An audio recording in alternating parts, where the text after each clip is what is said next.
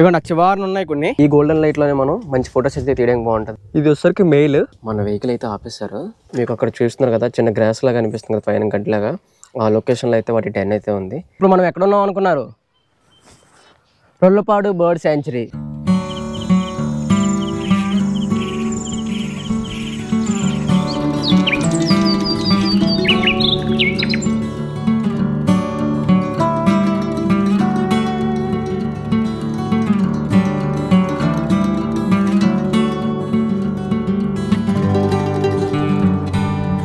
Entrance దగ్గర ఉన్నాం. Entrance board అయితే చూడొచ్చు, రొల్లపాడు బర్డ్ శాంచురీ. సో మనకి ఎంట్రన్స్ బోర్డు ఉన్నది కదా, మనం సఫర్ చేసినట్టయితే ఈ వేలో అయితే తీసుకెళ్తారు. ఇంకో వే కూడా ఉంది, ఈ డైరెక్షన్ లో అయితే వెళ్ళాలి. ఆ వేకి ఒకటి ఎగ్జిట్, ఇంకోటి ఇన్ అని అనుకోవచ్చు. సో కొన్నిసార్లు మనకి స్టార్టింగ్ ఏంటంటే సైటింగ్ బట్టి ఎగ్జిట్ నుండి తీసుకెళ్తారు, లేదు అని అంటే ఎంట్రన్స్ నుండి తీసుకెళ్తారు. సో ఈ సఫారీలో మనకి ఎటువైపు తీసుకెళ్తారు అనేది చూడాలి. నా బ్యాక్ సైడ్ ఉన్నది మొత్తం కూడా గ్రాస్ ల్యాండే. సో ఇదేంటి సీజనల్ బట్టి గ్రాస్ కలర్ అయితే చేంజ్ అవుతుంది. ప్రస్తుతం ఏంటంటే మొత్తం కూడా ఎండిపోయింది. అదే మీకు సీజన్, ఇది సమ్మర్ సీజన్ స్టార్ట్ అయింది కాబట్టి ఇలా ఎండిపోయింది ఉంటుంది. అదే మీకు వింటర్ సీజన్ లో గానీ లేదని అంటే వర్షాకాలం గానీ వస్తే మాత్రం ఫుల్ గ్రీనరీతో అయితే నిండిపోయి ఉంటుంది. సీజనల్ బట్టి డిఫరెంట్ కలర్స్ లో ఉంటాయి. మీరు ఫొటోస్ కూడా సీజనల్ బట్టి డిఫరెంట్ లుక్స్ అయితే వస్తాయి. ఎవరైతే ఫోటోగ్రాఫర్స్ ఉన్నారో వాళ్ళు ఎండాకాలం వస్తే ఇలాగా ఆరెంజ్ కలర్ లో అయితే మీరు బ్లాక్ బాక్స్ కి అయితే ఫొటోస్ తీయొచ్చు. అదే మీకు గ్రీనరీ కావాలి వస్తే మీరు వర్షాకాలంలో వస్తే మాత్రం మొత్తం గ్రీనరీతో నిండిపోయి ఉంటుంది. ఇది ఒక South Africa, mini South Africa లా కనిపిస్తుంది. ఈ బోర్డింగ్ చూడండి, ఇక్కడ నుంచి స్టార్ట్ అయిందా ఆ లాస్ట్ వరకు కంప్లీట్ గా బోర్డింగ్ ఇన్ఫర్మేషన్ అయితే ఉంటుంది ప్రతి బర్డ్ కోసం కూడా. మీకు ఏమైనా ఇన్ఫర్మేషన్ కావాలంటే ఇక్కడికి వచ్చి చదువుకోవచ్చు. ఒకవేళ మీరు ఏమైనా సైటింగ్ అయితే మాత్రం కంపల్సరీగా ఇక్కడికి వచ్చి ఆ నేమ్ తెలుసుకోవచ్చు. దాని యొక్క ఫోటో ఉంటుంది కాబట్టి మీరు పేరు కూడా ఎత్తుక్కోవడం అవసరం లేదు. ఎక్కడి నుండి వస్తుందో కూడా క్లియర్ మెన్షన్ చేశారు. ఈ బర్డ్ వచ్చేసరికి ఆంధ్రప్రదేశ్, గోవా, కేరళ, మహారాష్ట్ర, తమిళనాడు, మహారాష్ట్ర నుండి గోవా వరకు ఉన్న ప్రతి స్టేట్ లో కూడా ఈ బర్డ్ అయితే ఎక్కువగా కనిపిస్తుంది. సో ఇలా ప్రతి ఇన్ఫర్మేషన్ అయితే మీకు ఇక్కడ ప్రొవైడ్ చేసి ఉంటుంది. మనకి ఎంట్రన్స్ లో బర్డ్ మ్యూజియం ఉంటుంది, లోపల గైడ్ ఉంటారు, క్లియర్ గా ఎక్స్ప్లెయిన్ చేస్తారు విత్ వాయిస్. మ్యూజియం మర్చిపోయాను నేను, సాహి గుర్చేసాడు. సో మ్యూజియం ఒకటి ఉంటుంది బయట, అది కూడా మీకు చూపిస్తాను. ఇంకా ఓపెన్ చేయలేదు. మ్యూజియం కూడా ఎలా ఉంటుంది ఏంటని మీకు క్లియర్ గా అయితే చూపిస్తాను. మ్యూజియం లోపల కూడా ఏంటంటే బర్డ్ అంటే ఏమైనా బర్డ్ కానీ మీరు టచ్ చేశారంటే దాని యొక్క సౌండ్స్ అయితే వినిపిస్తాయి. ఈ Rollapadu bird sanctuary speciality great Indian bustard. Yes, కానీ ఇక్కడ సైటింగ్ లేదు. దానికోసమే సైటింగ్ లేదు. సో ఫ్యూచర్ లో చూడాలి మన గవర్నమెంట్ దాని మీద ఏమైనా యాక్షన్ తీసుకొని మళ్ళీ మన గ్రేట్ ఇండియన్ బస్టర్డ్ మళ్ళీ తిరిగి ఇక్కడికి వచ్చేలా చేస్తారమ్మా అని చూడాలి. అది ఎవరి చేతిలోనే ఉండదు, వాటి బిహేవియర్ అనేది ఇక్కడ అలవాటు అవ్వాలి. అంటే యాక్చువల్గా ఏంటంటే జనరేషన్ వచ్చేసరికి ఇక్కడ తిరిగాయి అనుకోండి, ఓకే అవి మళ్ళీ వలస వెళ్ళినప్పుడు తిరిగి వస్తాయి. ఎప్పుడైతే ఆ జనరేషన్ అక్కడతో స్టాప్ అయిపోతాయో మళ్ళీ ఆ ఏరియా ఇక్కడ ఆ కొత్త జనరేషన్ స్టార్ట్ అయినప్పుడు మళ్ళీ ఇక్కడికి రావాలంటే ఈ ఏరియా అంతా మళ్ళీ వాడికి తెలిసి ఉండాలి. సో తెలిసి ఉండాలంటే మళ్ళీ అక్కడ మైగ్రేట్ అయ్యి రావాలి. రావడానికి కొంచెం టైం పడుతుంది. అలా కాకుండా పాత జనరేషన్ అనుకోండి, వాటికి ముందు నుండి అవగాహన ఉంటుంది కాబట్టి సీజన్ బట్టి అటు ఇటు తిరుగుతూ ఉంటాయి. కంప్లీట్ గా రాజస్థాన్ లోనే ఎక్కువగా ఉన్నాయి. అది అంతరించిపోయే స్థాయికి వెళ్ళిపోయిందని మళ్ళీ దాన్ని కౌంట్ అనేది పెంచడానికి అయితే ట్రై చేస్తున్నారు. సో మాక్సిమం అయితే వర్కౌట్ అయ్యింది. సో రీసెంట్ గా నవీన్ బ్రో అయితే వెళ్ళారు వాటిని చూడడానికి. దగ్గర 1 lakh అయితే ఖర్చు అయిందంట. సో 1 lakh అయింది కదా సార్? 1 lakh. సో 1 lakh అయితే ఖర్చు అయింది ఆ బర్డ్ చూడడానికి. యాక్చువల్గా మన రొల్లపాడు మెయిన్ ఫేమస్ అవ్వడానికి కారణం కూడా ఆ బర్డే, గ్రేట్ ఇండియన్ బస్టర్డ్. దీనికోసం కూడా చాలా పెద్ద ఫ్లాష్ బ్యాక్ ఉంది. బాలకృష్ణకి ప్రతి సినిమాలో ఉంటుంది కదా, అలాగే దీనికోసం బ్యాక్ సైడ్ పెద్ద ఫ్లాష్ బ్యాక్ అయితే ఉంటుంది. అది కూడా మీకు వీడియోస్లోకి వెళ్తూ మాట్లాడుకుందాం దానికోసం కూడా. ఎందుకంటే ఇది మన జిప్సీ సఫారీ వెహికల్ ఇలా ఉంటుంది. టోటల్ వచ్చేసరికి ఇది బ్యాక్ సైడ్ వచ్చేసరికి 4 members కూర్చోవచ్చు, ఫ్రంట్ వచ్చేసరికి 8 members కూర్చోవచ్చు. మొత్తం ఇది వచ్చేసరికి 12 members దగ్గర కూర్చోవచ్చు. అదే 10 members అయితే కొంచెం కంఫర్ట్ గా కూర్చోవచ్చు. ఫోటోగ్రాఫర్స్ అయితే మాత్రం 5 members 6 members అయితే ఫోటోగ్రాఫర్స్ కొంచెం వీల్ గా ఉంటది. సీట్ కి ఇద్దరు చెప్పిన కూర్చుంటే. సో మన గైడ్ గానీ చాలా క్లియర్ గా అయితే ఎక్స్ప్లెయిన్ చేస్తారు, చాలా ఎక్స్పీరియన్స్డ్ కూడా.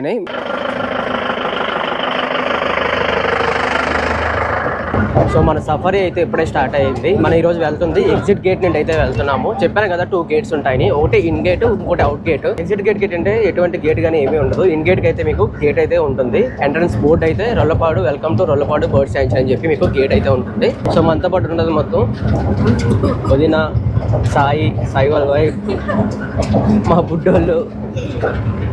నేను చెప్పవసరం లేదు. ఈ టోటల్ ఏరియా వచ్చేసి 6.14 square kilometers అయితే ఈ ఏరియా అయితే ఉంది. ఈ ఏరియాలోనే మొత్తం కూడా గ్రాస్ ల్యాండ్ మేనేజ్మెంట్ చాలా బాగా ఉంటుంది. దానివల్ల మనకి రేర్ బర్డ్స్ అలానే బయట కంట్రీస్ వచ్చిన మైగ్రేటరీ బర్డ్స్ కూడా ఎక్కువగా సైటింగ్ అవుతుంటాయి. సో ఇక్కడ మనం లెఫ్ట్ సైడ్ అయితే డైవర్షన్ తీసుకున్నాము. ముందుసారి వెళ్ళినప్పుడు ఇన్ గేట్ నుండి వెళ్ళాము, ఇప్పుడు ఎగ్జిట్ గేట్ నుండి అయితే లోపలికి వెళ్తున్నాము. ఇక్కడ చూస్తే మనకి బోర్డింగ్ అయితే ఉన్నది. ఇక్కడ చూసినట్టయితే పొలాలు ఉన్నాయి కదా, ఈ పొలాల్లోనే బ్లాక్ బగ్స్ అనేవి తిరుగుతున్నాయి. మొత్తం కౌంట్ చాలా ఎక్కువగా కూడా ఉన్నాయి. సో మనం ఇంకా శాంచురీ లోపలికి అయితే ఎంట్రన్స్ అవ్వలేదు. ఐ మీన్ కంప్లీట్గా అయితే లోపలికి గ్రాస్ ల్యాండ్స్కి అయితే చేరుకోలేదు. ఇదంతా కూడా పొలాలు. ఈ పొలాల్లోనే మనకి బ్లాక్ బగ్స్ అయితే సైటింగ్ అయితే అయ్యాయి. ఫేస్ కవర్ చేసుకోవడానికి కంపల్సరీగా మీరు తీసుకుని రావాలి ఇలాంటి మాస్క్ అయితే, ఎందుకంటే ఇదంతా కూడా రెడ్ సాయిల్ కాబట్టి సో వెహికల్స్ వెళ్ళినప్పుడు మన కెమెరాస్ కానీ ఫేస్ కానీ పాడయ్యే అవకాశాలు ఎక్కువగా ఉంటాయి. దీనికోసం మీరు కంపల్సరీగా మీరు ఇలా ఫేస్ మాస్క్ కానీ కెమెరా కవర్ చేసుకోవడానికి కెమెరా కవర్ కానీ కంపల్సరీగా మ్యాండేటరీ అయితే మీరైతే తీసుకుని రావాలి. మీకు లెఫ్ట్ అండ్ రైట్ సైడ్ చూస్తుంటే కంప్లీట్ గ్రాస్ ల్యాండ్స్ అయితే కనిపిస్తున్నాయి.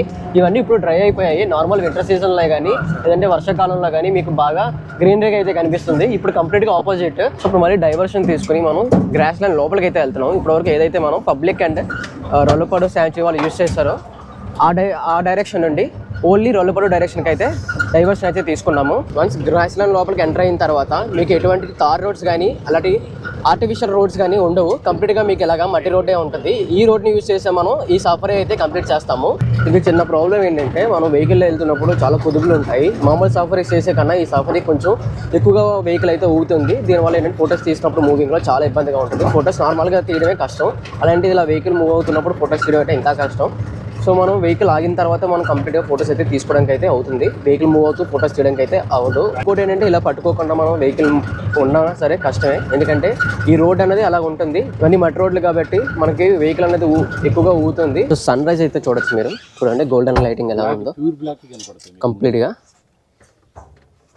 ఈ గోల్డెన్ లైట్లోనే మనం మంచి ఫొటోస్ అయితే తీయడానికి బాగుంటుంది. ఎందుకంటే కలర్స్ కానీ ఇవన్నీ కూడా మనకి యాక్యురేట్గా వస్తాయి. మనకి ఎంట్రన్స్లో సైన్ కనిపిస్తుంది చూడండి, అక్కడ బ్లాక్ బక్ అయితే ఉంది. స్టార్టింగ్లోనే ఉంది, ఇటువైపే చూస్తుంది. మీకైతే వీడియోలో చూపిస్తాను చూడండి, సింగిల్ది ఒకటే ఉంది. సో మీకు అది చూపిస్తాను చూడండి మన కెమెరాలో. సారీ చూడండి అక్కడ నుంచి ఎలా చూస్తుందో,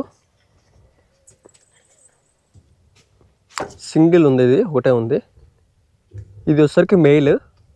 సో మేల్కి ఫీమేల్కి తేడా ఏంటంటే మేల్ వచ్చేసరికి ఇలాగా బ్లాక్ కలర్లోని కొమ్ములతో ఉంటుంది. ఫీమేల్ వచ్చేసరికి ఆరెంజ్ కలర్లో ప్లెయిన్గా ఉంటుంది. సో అది పరిగెడుతుంది వెహికల్ అవగానే. చాలా బెదిరిగా కూడా ఉంటాయి. మీకు ఆ చెట్టుమే కనిపిస్తుంది కదా, అది కాలర్ డవ్. పైన అయితే 2 కాలర్ డవ్స్ అయితే ఉన్నాయి. సో ఇదికైతే ఫోటో చూపిస్తాను చూడండి. ఇదిగోండి, ఇదే కాలర్ డవ్ అంటే. సో దీని మెడ దగ్గర ఒక చిన్న బ్లాక్ కలర్ లైన్లా ఉంది చూసారా, దీని ఇలాగైతే ఐడెంటిఫై అయితే చేయొచ్చు. సో డవ్స్లో కూడా మనకి చాలా రకాలు ఉంటాయి. Spotted dove, laughing dove, collar dove చాలా ఉంటాయి. సో అందులో ఒకటి కాలర్ డవ్. సో ఇప్పుడు మనకి గుంటనక్కున్న డెన్కి దగ్గరికి అయితే తీసుకుని వెళ్తున్నారు. మనం డెన్ అయితే స్పాట్ చేయొచ్చు కొంచెం దగ్గరికి వెళ్ళామంటే. సో మేము కూడా ఒక లుక్ అయితే వేస్తున్నాము. మనకన్నా మెయిన్ గైడ్ చాలా అలర్ట్గా ఉంటారు.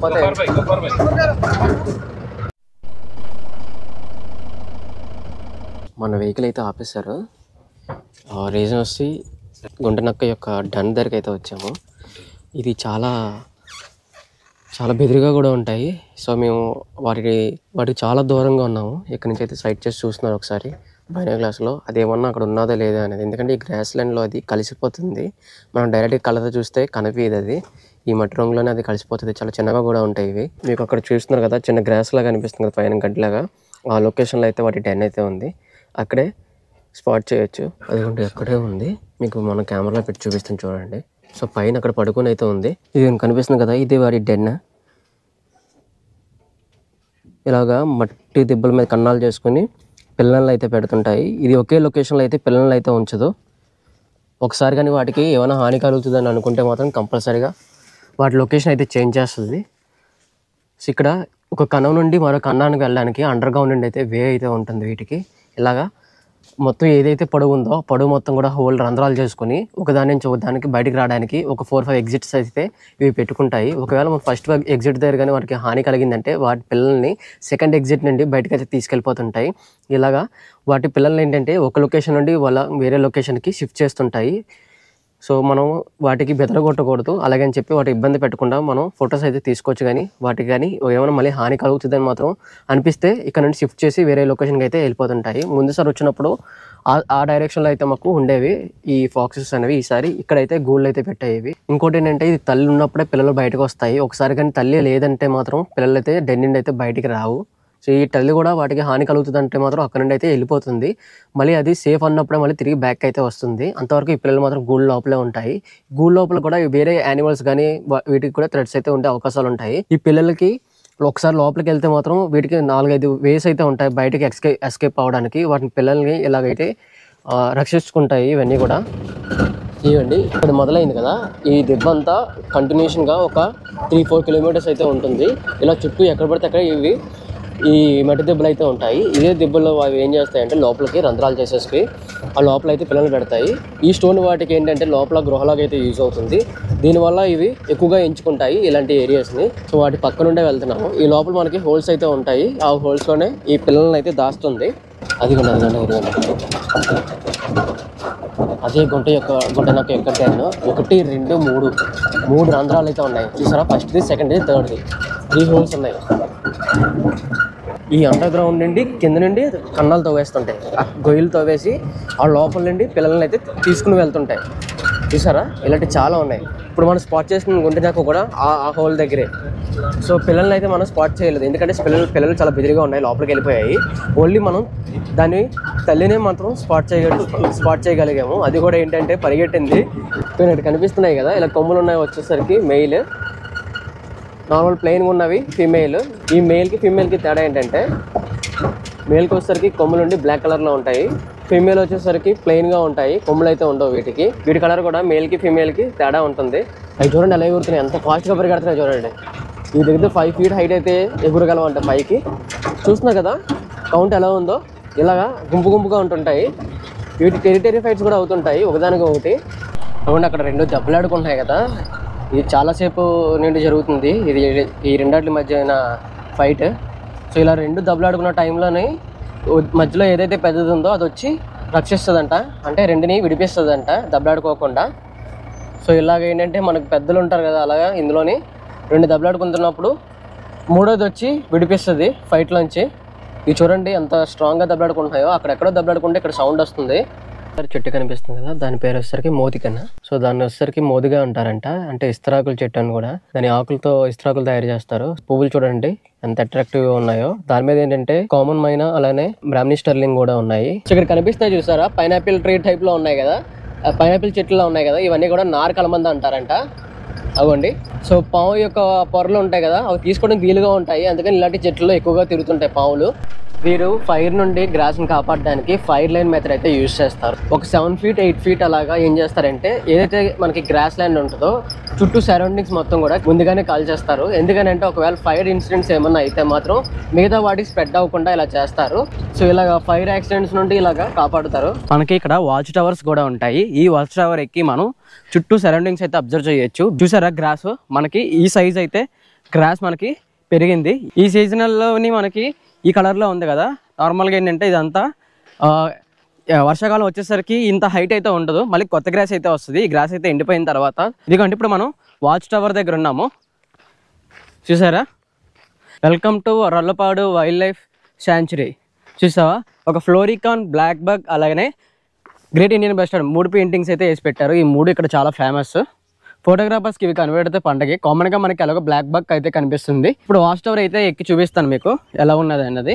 3 ల్యాండింగ్స్ ఉన్నాయి. మ్యాక్సిమం పైకి అయితే రీచ్ అయ్యాను. వ్యూ అంతా కనిపిస్తుందిగా, మామూలుగా లేదు. సో ఇక్కడ ఎక్కిన తర్వాత మొత్తం వ్యూ అంతా కనిపిస్తుంది చూడండి మీరే.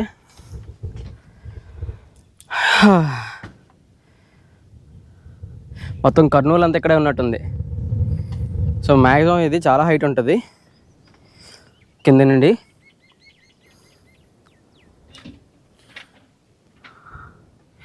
నార్మల్ ఉట్టప్పుడు మేము లాస్ట్ టైం వచ్చినప్పుడు ఇవన్నీ కూడా బ్లాక్ బగ్స్ అయితే ఉండేవి.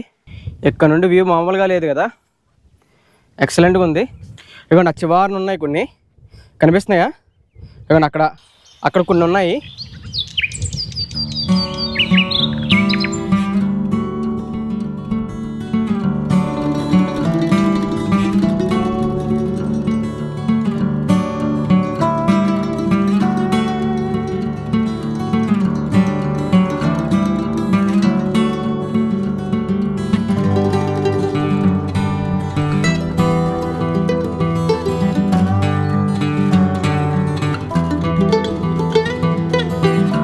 ఈ శాంచురీ మొత్తం వచ్చేసరికి 6.14 స్క్వేర్ కిలోమీటర్స్ అయితే ఉంటుంది మొత్తం ఈ డిస్టెన్స్. ఇందులోనే మనకి చాలా డిఫరెంట్ బర్డ్స్ అలానే యానిమల్స్ కూడా కనిపిస్తాయి.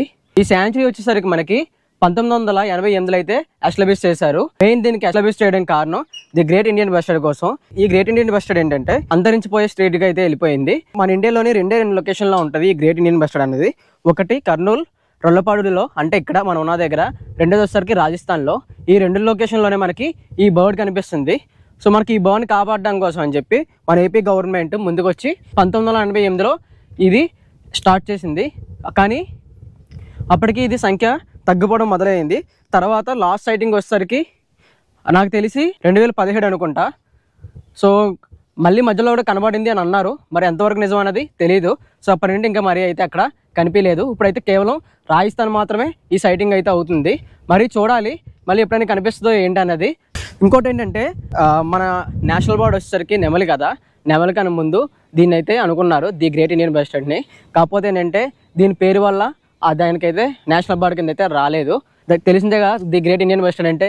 మళ్ళీ ఫ్యూచర్లో ఏమైనా కామెంట్స్ చేస్తారని చెప్పి, లేదంటే ఏమన్నా పేరు పరంగా ఏమన్నా ఎదుర్కోవాల్సి వస్తుందని చెప్పి ది గ్రేట్ ఇండియన్ బస్టర్డ్కి అయితే నేషనల్ బర్డ్ కింద అయితే రాలేదు. పికాక్ అయితే నేషనల్ బర్డ్ అయితే మనకి అయ్యింది. సో ఇది స్టోరీ. దిగేటప్పుడు ఇది చాలా జాగ్రత్తగా దిగాలి. చాలా చిన్న స్టెప్స్లా ఉన్నాయి ఇవి. కాల్ మొత్తం పట్టట్లేదు, కొంచెం జారే అవకాశాలు ఉంటాయి. కానీ చాలా హైట్లో ఉంది టవర్ అయితే. మీకు లోపల ఎలా ఉంటుంది చూసారా, ఇది డైనింగ్ హాలు, అలాగే కూర్చోడానికి కూడా ఉంటాయి. ఇవన్నీ కూడా ఇక్కడ తీసిన బర్డ్స్. సో వాళ్ళు ఏంటంటే ఫ్రేమ్స్ కిందలాగా పెట్టారు. సో ఇంక బెడ్రూమ్ కోసం మాట్లాడుకుంటే ఇవ్వండి బెడ్రూమ్స్ ఎలా ఉంటాయి. ఇది బెడ్రూము, అది వాష్రూము. సో అన్నీ కూడా బాగానే ఉన్నాయి. సో మెయింటెనెన్స్ కూడా చాలా బాగుంది. మనం వర్క్ చేసుకోవడానికి కుర్చీ, టీవీ ఇవన్నీ కూడా లోపల ఇంక్లూడింగ్ అయ్యి ఉంటాయి. మనకి ఇక్కడ కిచెన్ కూడా ఉంటుంది. సో మనం ఏమన్నా ఇంటి దగ్గర నుంచి తెచ్చుకున్నా సరే స్టోర్ చేసుకోవచ్చు. స్పెషల్ ఏంటన్నా ఈరోజు స్పెషల్ బజ్జీ, ఉగ్గాని, చట్నీ విత్ ఇదేంటిది ఇడ్లీ. సో ఈరోజు ఫుడ్ ఇది. ఇవన్నీ కూడా కాటేజెస్. సో మేము ఏంటుంది ఇందులో ఉంటున్నాము. 2 బెడ్రూమ్ ఇవి. సో మన చుట్టూ ఉన్నది మొత్తం కూడా గ్రాస్ ల్యాండే. ఈ గ్రాస్ ల్యాండ్ మధ్యలో మనకి ఇవి కాటేజెస్ అయితే ఉంటాయి. అలానే ఇక్కడ ఏంటంటే సిట్టింగ్ కానీ పిల్లలు ఆడుకోవడానికి కానీ చాలా ఎక్కువ స్పేస్ అయితే ప్రొవైడ్ చేశారు. అదిగోండి ఇది కనిపిస్తుంది కదా, ఇక్కడ హ్యాపీగా కూర్చుని ఈవినింగ్ కానీ మార్నింగ్ కానీ రిలాక్స్ అవ్వచ్చు మన ఫ్యామిలీతోని. విశాలంగా ఉంటుంది. అలానే ఇక్కడ ఏంటంటే ఓవలెట్స్ చాలా ఎక్కువగా ఉంటాయి ఈ ట్రీస్ మీద. సో ఓవలెట్స్ అని మీకు తెలుసు కదా, గొడ్లగా ఓవలు ఎక్కువ. లాస్ట్ టైం వచ్చినప్పుడు కూడా చెట్ల మీద గట్టిగా అరిచేయకండి, ఇప్పుడు కూడా అరుస్తున్నాయి. సో వీళ్ళు పిల్లలు ఆడుకోవడానికి ఉయ్యాలు కూడా ఇలాగా పెట్టారు, చాలా స్ట్రాంగ్ గా ఉన్నాయి. సో సఫారీ టైమింగ్స్ వచ్చేసరికి మార్నింగ్ 6 to 6:30 స్టార్ట్ అవుతుంది మార్నింగ్, అండ్ ఈవినింగ్ వచ్చేసరికి ఈవినింగ్ 5:30 లాస్ట్. సో 6 దాటిన తర్వాత ఎటువంటి సఫారీస్ అయితే వీళ్ళు ప్రొవైడ్ చేయరు. సన్లైట్ ఫెయిల్ అయిన తర్వాత యానిమల్స్ కి డిస్టర్బెన్స్ ఉంటుంది. ఇంకా తర్వాత మాక్సిమం 5:30 లాస్ట్ అంతే. అది సో 6 దాటిన తర్వాత ఎటువంటి సఫారీస్ కానీ వెహికల్స్ కానీ బయటకి అయితే అలో ఉండదు. మళ్ళీ మన కాటేజెస్ తీసుకొచ్చి డ్రాప్ చేసేస్తారు వెహికల్. సో మళ్ళీ మనం ఏవైతే కాటేజెస్ తీసుకుంటామో అక్కడ మళ్ళీ తీసుకొచ్చి డ్రాప్ చేసేస్తారు. అన్న నీకు ఎలా అనిపించింది అన్న? బాగుందా? సెకండ్ టైం కంటే బాగుంది. సెకండ్ టైం కన్నా వచ్చినప్పటికి ఇప్పటికి మీకు ఏమన్నా గ్రాస్ లైన్ వేరియేషన్ కనిపిస్తుంది? అప్పటికి ఇప్పటికి గ్రీన్ ఉంది, ఇప్పుడు మొత్తం డ్రై అయిపోయింది కదా. యాక్చువల్ గ్రాస్ ల్యాండ్ ఇప్పుడు కనపడుతుంది మనకి. ఎండలో ఉంది. వదినా మీకు ఎలా అనిపించింది? బాగుందా? ఇంకోసారి రావచ్చా? సమ్మర్ లో రాకూడదు. సాయి ఆబ్వియస్లీ చెప్పాల్సిన అవసరం లేదు. ఓన్లీ ఫొటోస్ కి వస్తాడు. మేము అందరం ఆల్రెడీ వచ్చింది, వదిన వచ్చినది, పిల్లలు అందరూ వచ్చారు వైల్డ్ లైఫ్ లోకి. ఫస్ట్ టైం కదా రావడం. మీకు ఎలా అనిపించింది? ఫస్ట్ రానన్నా, తర్వాత వచ్చాక చాలా బాగుంది. నచ్చిందా? బాగుంది. ఇంకా మళ్ళీ వస్తారా? ఫొటోస్ తీసుకోవడం కదా ఎలాగుంది మీకు? మెయిన్ అదే కదా. టైగర్స్ కావాలంట. మన దిగలేము, కిందకి ఇలా దిగలేము అప్పుడు. Okay thank you. వీళ్ళిద్దరు బుడ్డోళ్ళని అడుగుదాం. రే నచ్చిందా నీకు? బాగుందా బుడ్డి? నీకు నచ్చిందా? నీకు బాగుందా? చాలా బాగుందా? మళ్ళా వస్తావా? స్కూల్ ఎగ్గొడు వస్తావా? ఓకే.